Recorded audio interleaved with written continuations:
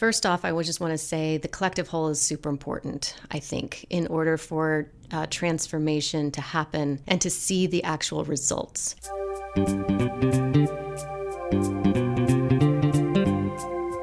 Hello and welcome to the Innovative Mindset Podcast. I'm your host, Isolde Trachtenberg. On the show, I interview peak performing innovators in the creative, social impact, and earth conservation spaces who are working to change the world. This episode is brought to you by Brain FM. Brain FM combines the best of music and neuroscience to help you relax, focus, meditate, and even sleep. I love it and have been using it to write, create, and do some of my deepest work. Because you're a listener of the show, you can get a free trial. Head over to brain.fm/innovative mindset to check it out. If you decide to subscribe, you can get 20% off with the coupon code Innovative Mindset, all one word. And now, let's get to the show.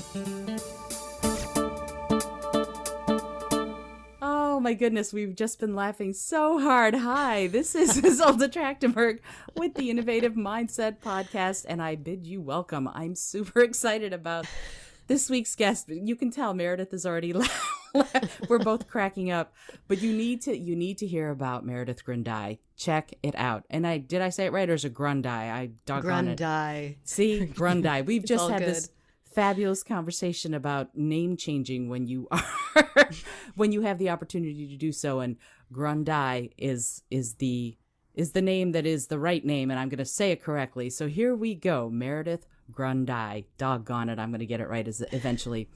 As an award-winning theater director, producer, and former Second City improv teacher, Meredith recognizes similarities between performing on stage every night and presenting to clients and colleagues every day. But the latter didn't have the right tools to bring their stories to life, so she decided to do something about it. You know this is catnip to me. If you're a longtime listener of this show, you know how much I love what this is and what Meredith does.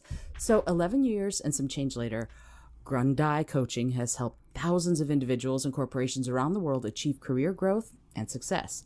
Meredith specializes in presentation and public speaking consultation, individual training and development, and creative team solutions using applied improvisational theater techniques to build trust, empathy, and out-of-the-box thinking. Wow, this is so exciting for me because we're going to get really deep into some of this. I'm so thrilled to have you here, Meredith. Welcome. Thank you. I am so happy to be here. I'm just giddy on the inside about the conversation that is about to emerge. I certainly hope so, unless my cat comes in like he did the other day and jumps on the microphone and everything goes all over the place. We'll improvise. There you go. You'll improvise. I took very few improv classes in theater. I'll try and yes and you as much as possible. I love it. So talk to me a little bit about that. How did you get from theater director, producer, improv teacher, professor, all of these things to now you help people and companies get their message out? How did that come about? Oh, that's a really great question. It's organically come about over time. I've always seen myself as a multi-passionate human. And I remember the very first time someone said to me, I believe it was in high school, "You're a jack of all trades." But she said it in kind of a negative way. And, that jack of all trades, master of none kind of way. And, right. And at first I thought, this is my handicap, that I have all these passions because I was dancing, I was acting, but I loved organizing. I worked in the career center. I just have always loved these things. My dad was an entrepreneur, so I was always inspired by him and always curious about exactly what he did. He also had a job that I could never understand, but he did these other things that were just exciting. I was like, wow, you're opening a dry cleaners and now you're opening a virtual reality games place. And now so I was always just really in awe of that. And then when I moved to San Francisco when I graduated from college, and I started performing with an improv group called Ad Nauseam. And I'd taken at that time maybe one improv class in high school. Mm-hmm. And I met this group of people through BATS, and I had taken a couple courses there. And I just fell in love with it immediately, and then ended up in a sketch comedy group called Old Man McGinty, and we'd do this crazy, very absurdist kind of sketch comedy. It was this really dynamic group of performers that had these wonderful, like, dance ability, writers, and a lot of experimental theater performers, clowns, so forth. And so we put this group together, and one of our members was like, I'm moving to Chicago, I'm going to study improv. And I'm like, ooh, I want to go to Chicago. I want to study improv. So I'm like, let's do it. And at that time, I had just gotten married, and we jet setted to Chicago, and I started interning my way through IO, Improv Olympic. And the next thing I know, I am then teaching at the Second City, and I'm helping start their youth program there. And because one of the core faculty members was co-teaching a class with me that was teaching kids how to create their own work. And so I started that. I started working at the Second City, and it was a wonderful experience for me. And I was always inspired by the people that I was working with and for. And I did a couple, at that time it was called BizCo gigs, teaching to more corporate folk, if you will, and helping them find ways to work better and more efficiently as teams using improvisation as a tool to do that. And then from there, this executive coach, Dennis Schroeder, pulled me in and was like, I want you to work with me, and all the time. So I was like, okay. And I do the Berkman assessment, which is a psychological assessment similar to DISC and Myers-Briggs. And he said, this is how I work as an executive coach with these teams. And then I want you to come in and let's use applied improv as a way to show these different personality types and how they can work together as an asset and better communicate with each other as a team and trust and all of that. And so for several years, and I actually am still in touch with Dennis and do the occasional work with him, I just ended up doing that work and loving it because I saw the opportunities to help people not only engage with each other, but to also find a safe and brave space to share story, which it was astounding to me how many organizations did not provide the space, whether that was conscious or unconscious, for people to actually share what's going on in their lives, what they don't feel that they can bring into the work space, right? Because you leave your personal life at home. And I'll never forget this one experience where I was working with a manufacturing team up in upstate New York in Rochester. And I have this Augusto Boal exercise. And Augusto Boal is a Brazilian practitioner he's no longer with us, but he used improv and theater as a tool to bring community together and people of different backgrounds and ethnicities and so forth. And this one exercise is called And It Made Me Think. And so what you do is each person is given 1 minute to tell a story about something that's happened in their life. And in relatively recent, right? A relatively recent time frame. So in last week or last month. And you punctuate it, you tell your story, and then you punctuate it with, and it made me think. And then you allow space to sit. And so you allow that story to land on the listeners. And this one gentleman, we come to this one man in the circle, and he shares his story about his son who's been going through chemotherapy. No one on that team knew. No one. And that to me blew my mind. Like, this poor man has been holding this painful thing and expected to work and expected to show up and to do his job. And that was a moment for me where I went, this is important. This is what I'm doing. This work, more people need to be doing this work. More people need to be going into organizations and using these tools of the theater and of improv to help open up the hearts and the minds of the individuals that are doing this work. So I just got the bug and I just kept doing it from there on. And I started doing it on my own with Meredith Grundy Coaching. And within that, I was also invited by Dennis. I'll give him credit. He was like, I've got this CEO, please help him with his presentation he has to give at this big conference. I've got this guy over here who needs to level up his executive presence. I've got this person over here. And I would yes and things. And I think it's a Tina Fey quote, but she was like, say yes and figure out the rest later, which is kind of what I felt like I was doing. And it's led me to this wonderful path that I'm on, and I haven't looked back, and I don't think I will. I mean, what am I trying to say here? That was a rough drafted thought. Anyway, that's how I got here. Wow. That's fantastic. And so much of what you said to me, what I heard, I heard courage. That was one of the things that it seems like you help people bring out, have sort of pull themselves into themselves, but then have the courage to express, to actually say what's on their mind or do what they want to do and be more of themselves, especially in corporate situations. And the first thing that we started talking about that you mentioned was improv. And I would love it because I have a whole list of questions based on what you just said. There's a ton. And what is improv?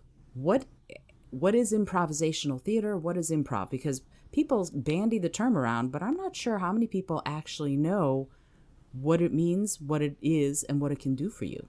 That's a great question. So improv, I will start off with the one thing that people most commonly can relate to when I describe it in front of a group, which is I always reference like, have you seen Whose Line Is It Anyway? And then I see a bunch of people nodding up and down, and I'm nodding up and down as I'm sharing this story with you right now. So that would be the first context to it, is like, whose line is it anyway? They have a structure, a game, if you will, and within that game, so the structure are the quote unquote, and I'm doing air quotes, are the rules, right? And you make things up on the spot within that structure, though. So the structure gives you some guidelines. So that's what I do, is I teach people these games, these exercises, these activities, however you want to frame that best fits for you.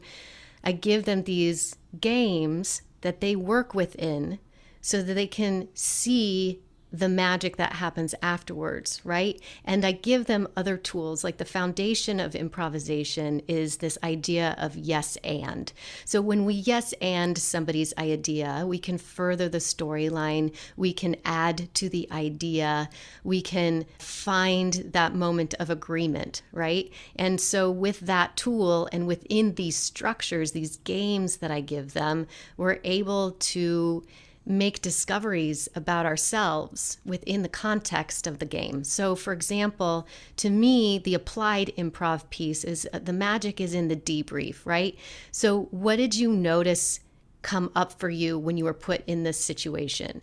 What feelings were in your body when this happened? What did you notice in your communication when this happened? What is it that you would do differently next time if we were to do this exercise again? Were you making eye contact? Were you breathing? Oftentimes when we feel stressed out or anxiety, we hold our breath, right?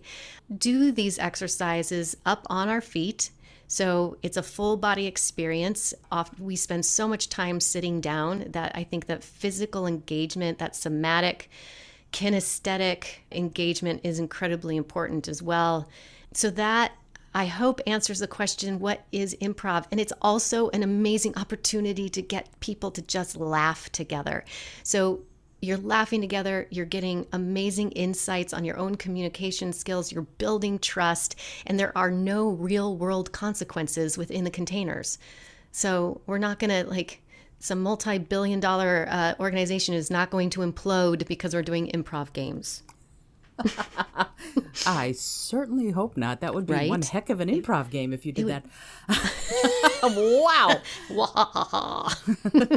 You rubbed your hands together right there, didn't you? I did the finger thing. So that's a fabulous encapsulation of what improv is, and something that sparked for me when you said that was the questions that you asked, the debrief, as you put it. You're calling on people, and correct me if I'm wrong here, it seems like you're calling on people to have a deeper awareness of self. Yep. Of who they are, of where they are, of what's happening inside them. And often We tend to think outwardly. We tend to go, oh, this is on my to-do list today. These are the things that I have to get done. This is the work that I have to do. But we don't tend to spend a lot of time internally and going, what about the work I'm doing on myself?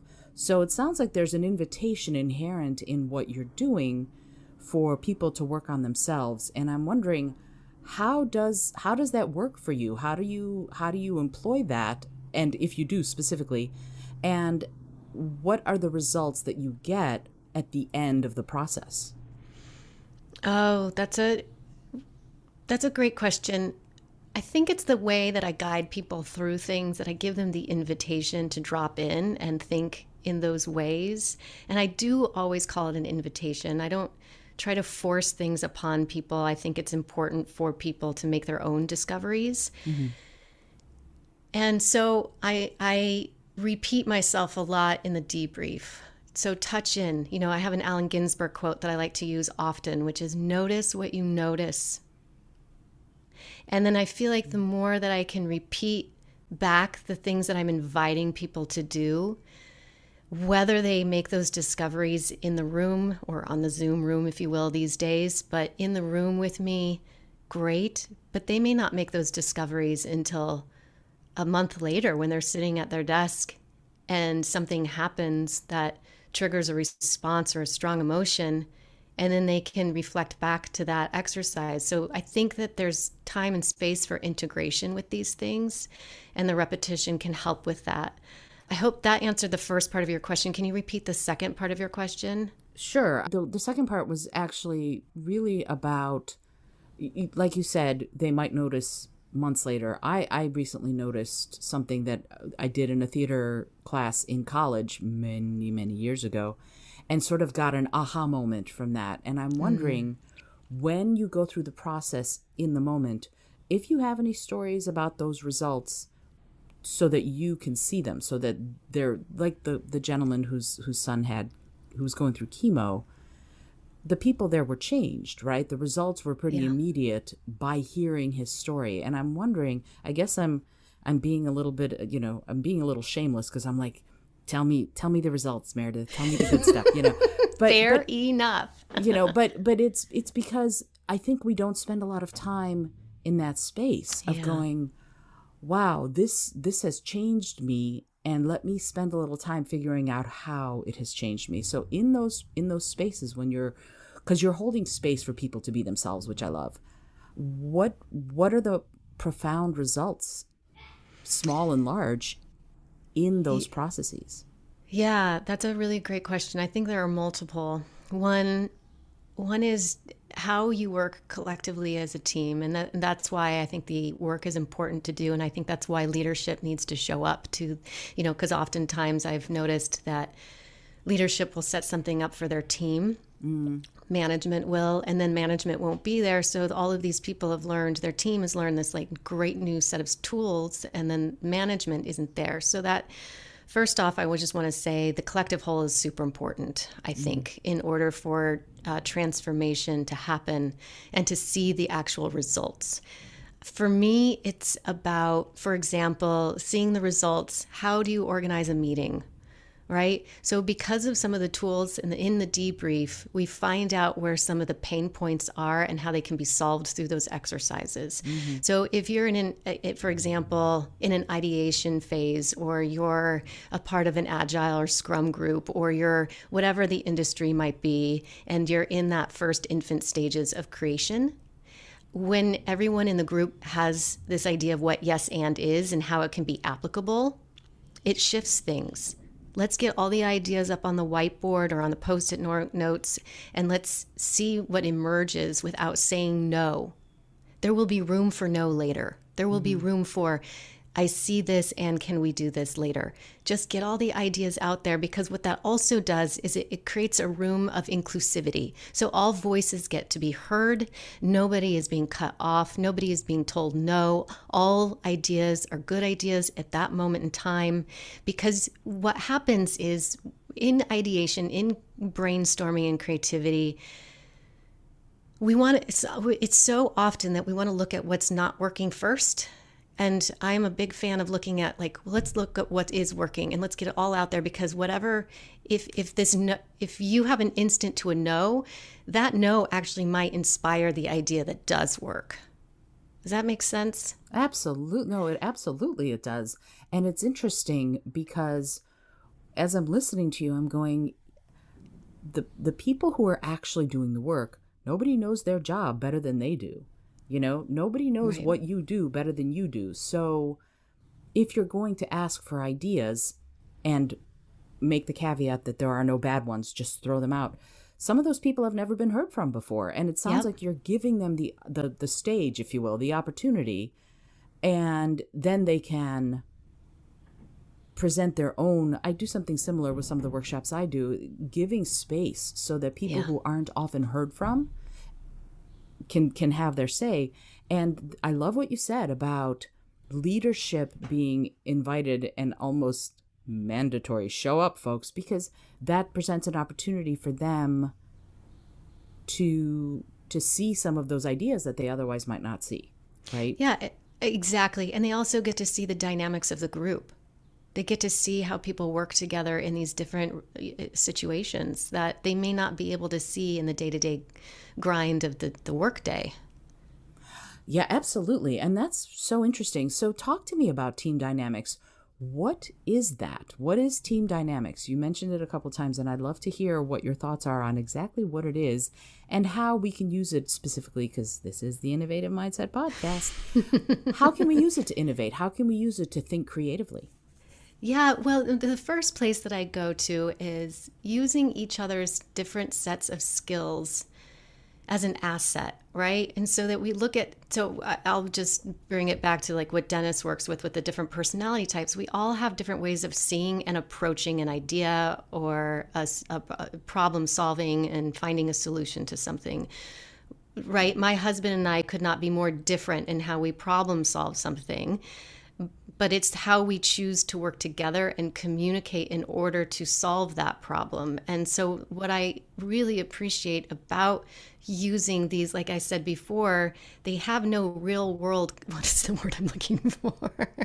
No consequences. Thank you, ding, ding, ding. They have no real world consequences, right? But what it does is it really helps bring to the surface these different personality types, and rather getting frustrated with that person who might be more on the execution thing and or getting more really uptight around that person who's the out of the box creative thinker, it's like, how do you take those two different personality types and put them together so that they can actually work efficiently and effectively together and see each other's different personality types as an asset to solving a problem. So when I talk about team dynamics, I mean, that to me, it's about yes anding each other, seeing each other and our zones of brilliance and how they can all fit together so that we can be effective and efficient with our day-to-day work and tasks, and show each other mutual respect and honor each other's differences.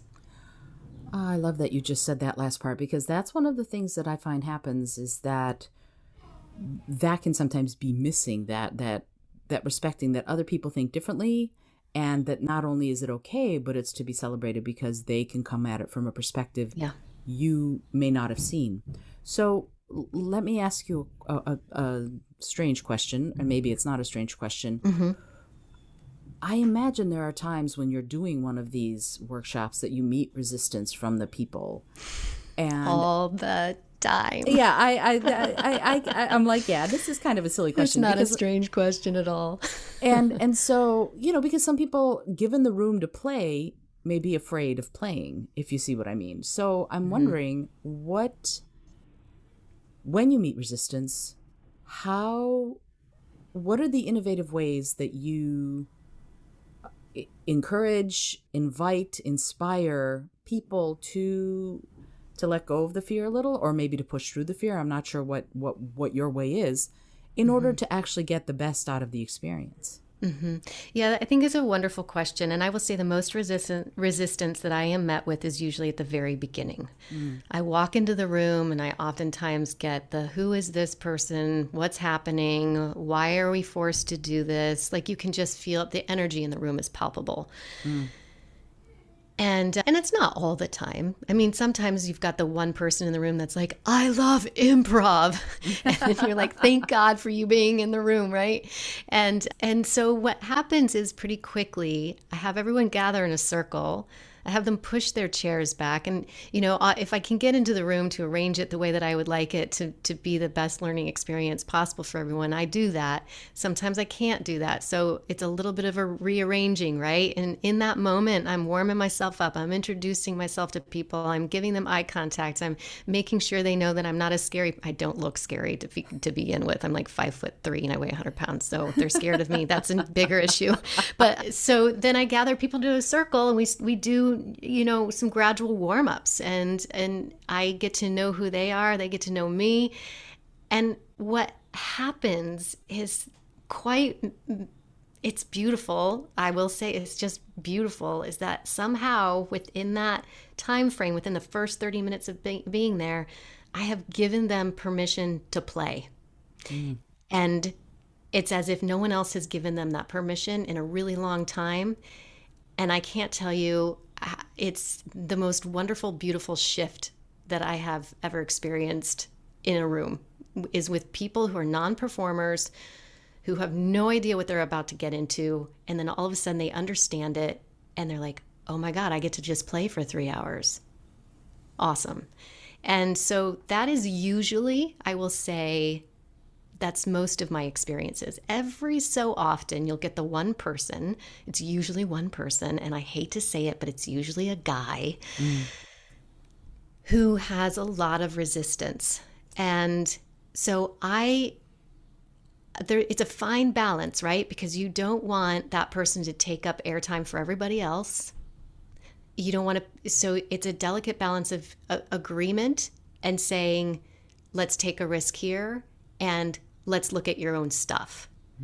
And oftentimes it works out okay, right? And I'm a big fan of I touch back in too. And I notice these things, and I feel like I might send an email and do a check-in with that person later, or I might check in with their management later, because I do care and I want to know where the resistance is living in the body or in the mind or with past experiences. Because even though the work is playful, even though we are having a good time with each other, it can still bring up stuff for people. It just can. Sure. We're humans. So with lots of layers. And somehow within that layers of that onion, there was one that I got at with some people. So putting care and love into it. I love that you said that. I'm going to just say that after everything you say. And it's interesting what you were talking about, like every once in a while, the person with real resistance. I find that digging deeper means that they're a frustrated performer, or that they were told that they shouldn't speak or don't have talent or skills in the very thing that they want to do, which is be out there with the bad selves. And so there's this confidence piece, and there's a vulnerability piece to what I'm hearing you talk about, that I would love to explore for a minute. What I know you've already mentioned that there's lots of vulnerability, even though we're playing and even though we're having a good time. There's a real vulnerability to stepping into the limelight, if you will. And when someone does, I'm sure that you've had lots of stories about that, but when they do that, how do you handle it, and how does the rest of the group transform? Because it's not just the individual person that transforms. I imagine the rest of the group transforms also when someone is really vulnerable. Yeah, that's a really good question. I'm trying to think. Well, I keep going back to that one story. There's a couple stories that have popped into my head. I think in those moments for me, I think each situation is different. So I do adapt according to each of the situations. Mm-hmm. And I might have, for example, a game that follows the exercise that we just did. And for me as the coach, as the facilitator, it's important to know what to let go of for the betterment of the whole. And so there have been a couple times where I've had to let go of my agenda so that I could best meet the group with where they're at. Mm-hmm. And And I'm not overly transparent about that. I just go with the flow, and then we spend our attention in that place, and then there's an opportunity for further dialogue.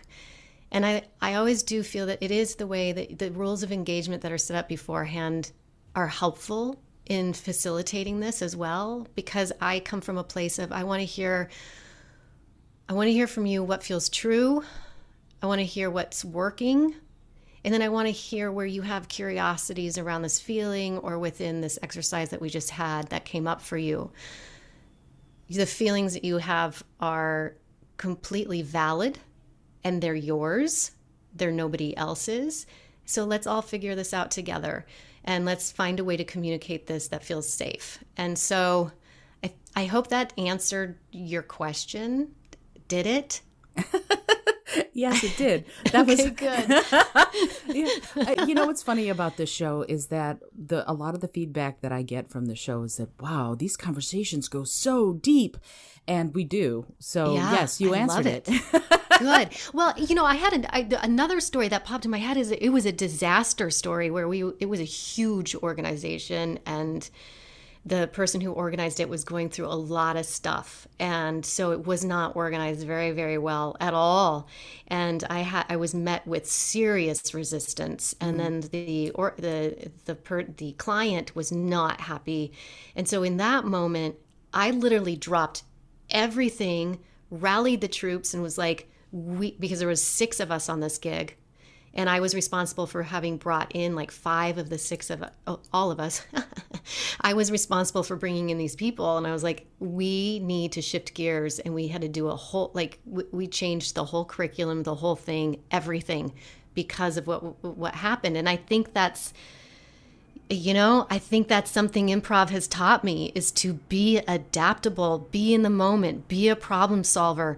If you dig in your heels, it's not because you had one thing planned and it's not working out the way that you think it's going to work out, then you're going to be in a lot of trouble, a lot. And so I have learned so often, you just got to sometimes say, yep, you're right, this isn't working. And now we're going to figure out a new solution to this. And I am so grateful for that tool. And it's a great tool, because if you are not adaptable, you're pushing up a really heavy boulder up that hill. Oh my God. And some people think they're adaptable. And I got to say, you're not. I'm so sorry, but you're not being adaptable. Yeah. And that can be a tough nut to swallow, right? if you will. So, it's interesting. We've been talking a lot about courage and talking about confidence and in its relationship to the teams that you work with within a presentation.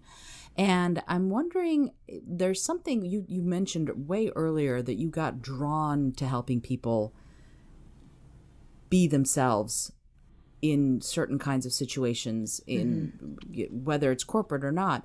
But you said you were drawn to helping people, and I'm wondering, what draws you to helping people become better at not just we're working well as a team, but at public speaking and presenting and being up in front of others and telling their own story? Like, what draws you about that, and how do you do that? Thank you. I have always maybe it's, I went to church camp a lot as a kid, and then I ended up becoming a camp counselor and all of these things. And I feel like I just, from a very young age, loved teaching and loved helping other people find their voices. And I feel like, partly it's because, in my childhood and when I was more in my teenage years, I have a father who had PTSD. And I found it tremendously difficult to have a voice in my family, to be heard. And so I think that I am very sensitive to other people who also struggle with being heard in the way they want to.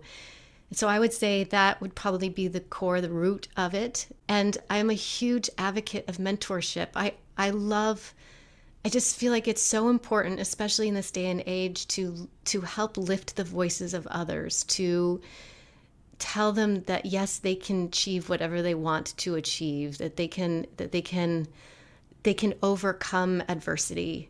And that just lights me up. It really does. And I guess that's the best answer I have for you is I can't imagine myself doing anything else but working with people. I am quite the empath too. like some to sometimes to a fault, right? Where I'm like I overthink things, but I really do care about people. I really do care about their experiences and making sure that they have a voice in the room and in this world.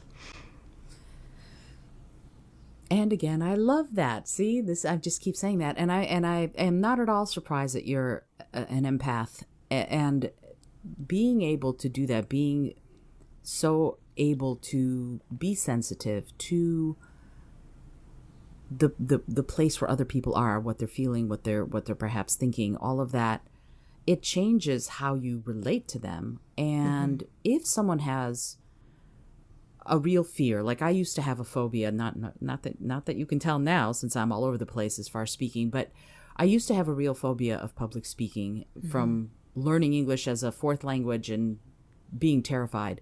And I worked through it, I overcame it, and now I'm out there presenting all the time. And I'm actually grateful to that time because it helped me understand what other people are going through when they're afraid. And so when you're coaching someone to improve their skills at presenting, or if they have a presentation that they have to do and they're terrified, what do you do to help them? Yes. Well, I always start with where they're at and where they want to go and how they want to be seen.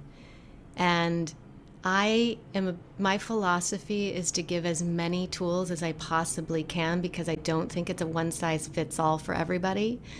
I think that with as many tools as I can possibly give them, they can find what works best for them, right? So the tools that I will provide my clients are breathing exercises, physical exercises, because the mind-body connection is incredibly important. The heart-centered mind-body connection is important. I give them different tools on how to prepare, right? How to practice, because there's more than one way to practice. There is no set acronym that's going to teach you how to become an amazing person, rehearser. Is that even a word? Sure. Sure. Today it is. And so I just feel that what I have found over time is that people would tell me, this is how you do it. This is how it's done. And then I would go back, like as an actor, I would get all of this input on how I was supposed to practice, or how I was supposed to memorize my lines, or how I was supposed to do this. And I'd noticed that no one ever gave me permission to sit back and try to figure out what worked for me, right? Because everyone has an opinion. Everyone's opinion is going to be different from the last person's opinion. That's just the way it is. So you really giving that permission for people to find what works for them and giving them enough tools to be able to do that. I'm taking it in for a second. Sorry. I like to take a second and really synthesize what I've just heard. The key for me of what you just said is that it's a two-pronged approach. What is it that you need to do, and then here are the tools to help you do it. Like what will work for you may not work for anybody else, right? What works for me may not work for anybody else. But giving permission, and not just you giving them permission, but them giving themselves permission to explore, I think is so crucial. And how do you innovate that? How do you encourage people who might have a phobia, like I used to give themselves permission, not just to play, but to go deep and explore into who they are and into what is it that they want to say, what their message is? Yeah, I'll give you an example of one thing. So I have this group called Confidently Speaking, which is a group coaching on Mighty Networks thing that I put together, and it's only a month old. And I do a Q&A. So it's 4 weeks, or every month. Each week I have geez Louise, each week I have a different focus. And on the fourth week of the month, I do a Q&A, and that feels important to me so that people can ask their questions, and they can also provide me feedback so that I can better grow the community. And what I heard from the last Q&A is there was some struggle with feeling confidence around being in front of the camera, and being in front of the camera and communicating your message and your brand is huge. And we're getting more and more on video. I mean, I think things are going to turn more in that direction than ever before. And so I heard all of that and I said, okay, well, then we're going to do a 30-day video challenge. And if 3 of you sign up, I'm going to do it with you, because it's important that you see that I'm going to go and do this alongside of you. And we're all going to learn together. And then we're going to come together at the end of this 30-day challenge. And we're going to share what we learned when we started and where we're at. And we're going to share where we're at now.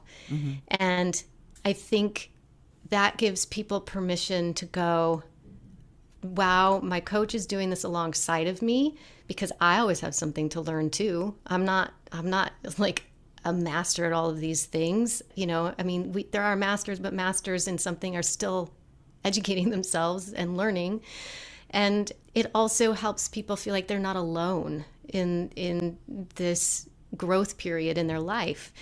And that's why I like the group coaching and that peer-to-peer support piece of it, is because you can really quickly see I'm not the only one that feels this way, that there's still a lot of work to be done. And it's okay that I'm at where I'm at right now.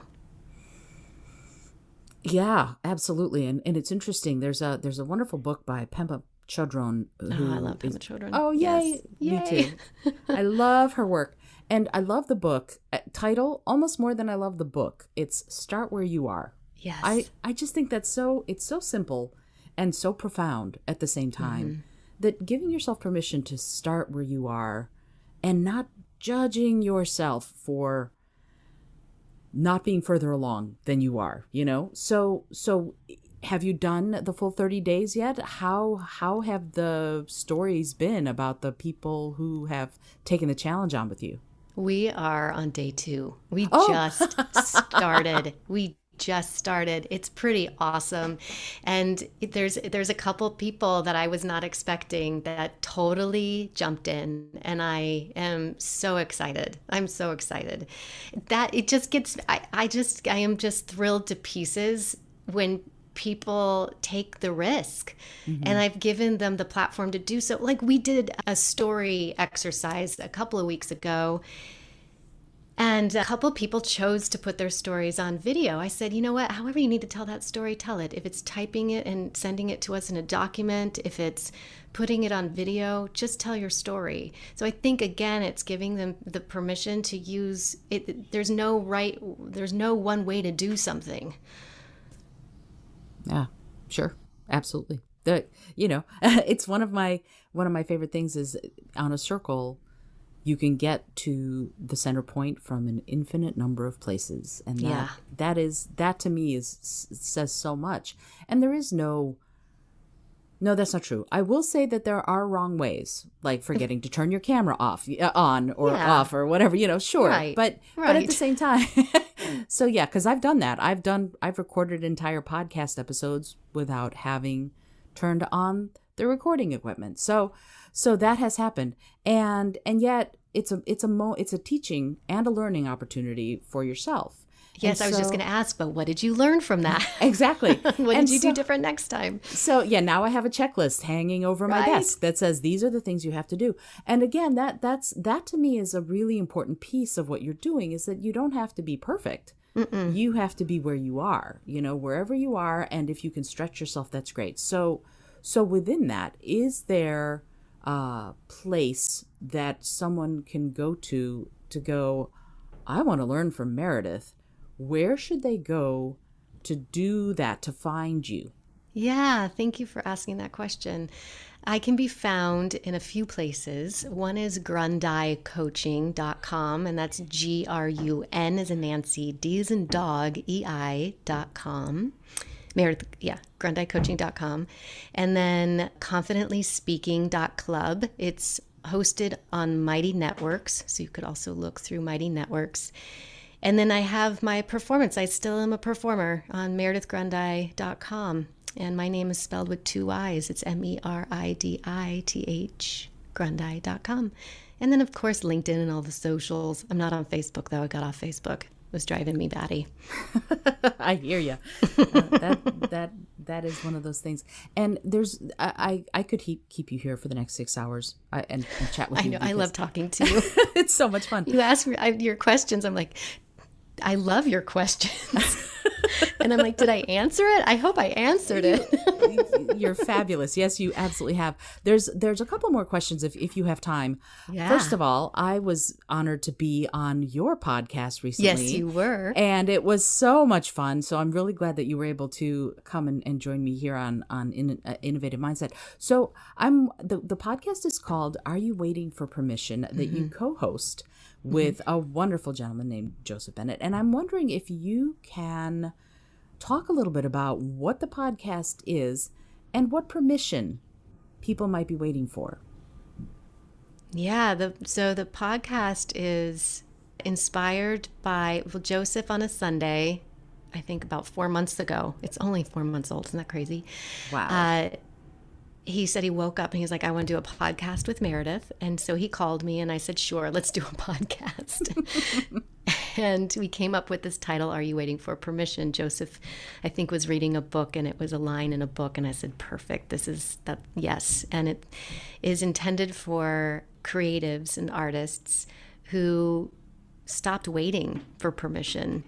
And so they started giving themselves permission to live the life that they want and to create the work that they want and to follow their dreams. And our intention with the podcast is we really want our listeners to see that there are multiple ways that they can too give themselves permission to follow their dreams.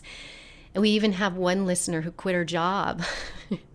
She said, I listened to your podcast and that was it. I had this email sitting in the inbox for 2 years and I finally sent it and I quit my job that I was miserable at. Wow. And that was really, and we had to interview her on our podcast and we did, and that will be released in the next few weeks. But that is our hope with the podcast, is to keep encouraging people to take leaps of faith, to take risk, and to give themselves permission. And through that, we give resources. We answer questions now for people on the podcast as well. And we invite, guests like yourself who are dynamic humans that have also carved a path. And it's a fabulous podcast. If you're not listening, you should go subscribe, just like right now. And that's that. No, it is. I enjoy it. I enjoy it because it's like you called yourself a multi-passionate person, but also the guests tend to be multi-passionate and tend to want to explore different avenues. And I am multi-passionate doesn't begin to cover all of that I try to do. And I've decided for myself that it's not do what you love for me. It's love what you're doing while you're doing it. And that's my solution to that whole conundrum. And so I'm really glad that you both started this show, because I find that I'm learning and I'm having a good time. And often you get podcasts where you have one or the other maybe, but not both. And yours does both, which I think is great. And I think that's what you're doing with the work that you're doing, is that people, yes, you're calling on them to be vulnerable and have courage, and you're giving them a space to play and explore who they are. And I think that's amazing. So thank you so much for doing the work that you're doing. It's necessary in this world. So I'm really glad you're out there doing it. Oh, thank you. So Meredith, I have one last question. And by the way, all of the social media and all of the ways to contact you will be in the show notes as well, but people learn differently. So I like to give both ways of seeing, or multiple ways of seeing the information or hearing the information.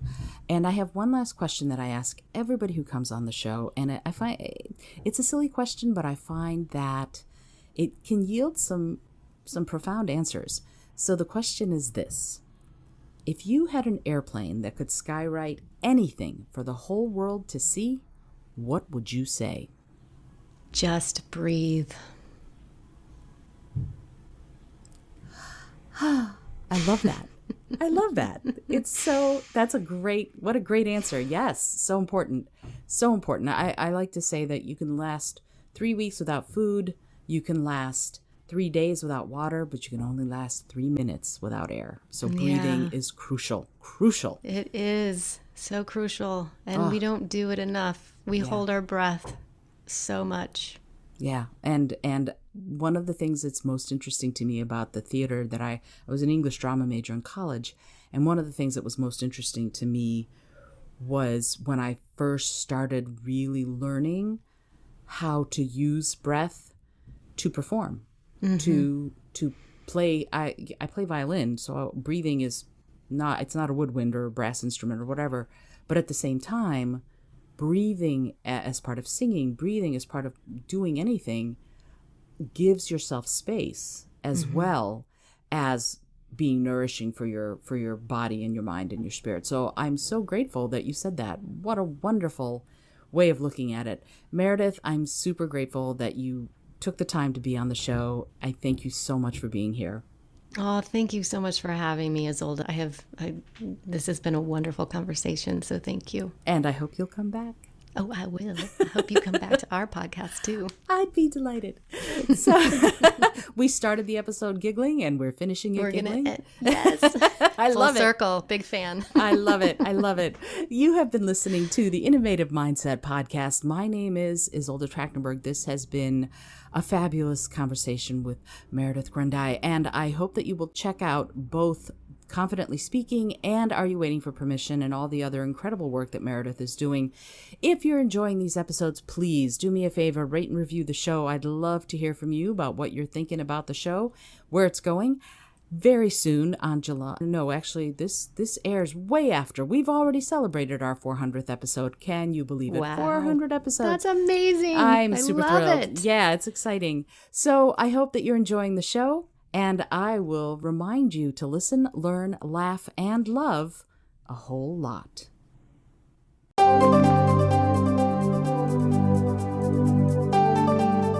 Thanks so much for joining me today. I really appreciate you being here. Please subscribe to the podcast if you're new. And if you like what you're hearing, please review it and rate it and let other people know. And if you'd like to be a sponsor of the show, I'd love to meet you on patreon.com/innovative mindset. I also have lots of exclusive goodies to share just with the show's supporters there. Today's episode was produced by Isolde Trachtenberg and is copyright 2021. As always, please remember this is for educational and entertainment purposes only. Past performance does not guarantee future results, although we can always hope. Until next time, keep living in your innovative mindset.